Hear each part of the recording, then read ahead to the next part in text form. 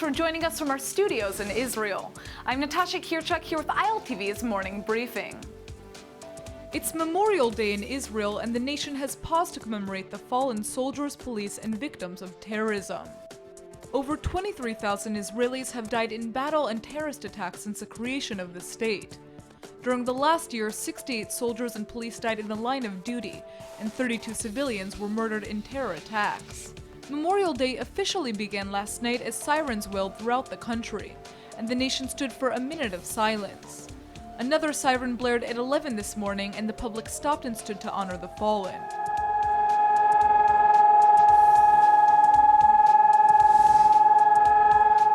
The sirens are followed by memorials and state ceremonies that will be held today around the country. The Defense Ministry estimates that around 1.5 million Israelis will visit military cemeteries over the course of the day.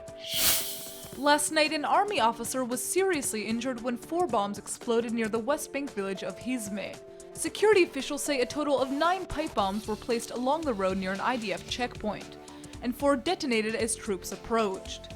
The army believes terrorists planted the homemade devices earlier in the day. The bombs tragically exploded near the face of an army officer, who was taken to Jerusalem Hospital and has already undergone surgery. The hospital says there's no danger to the officer's life, but he'll likely need additional surgery and will undergo an extended stay in the hospital.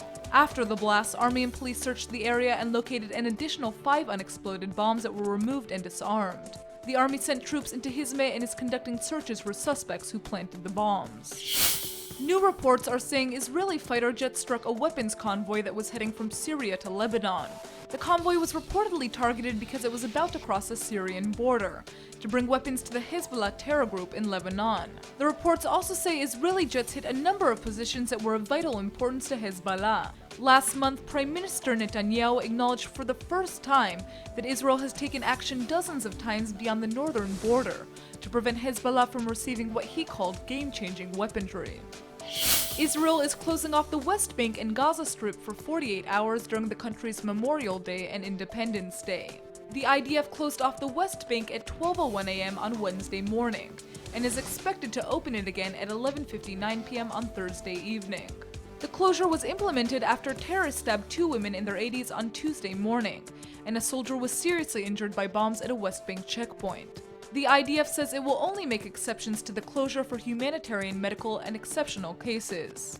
Closures are not implemented during every holiday, but they have become increasingly common during the last 7 months as a wave of terror has raged on in Israel. That's all for now. I'm Natasha Kirchak, and see you later with our main daily broadcast from Israel at 2 p.m. Eastern Time.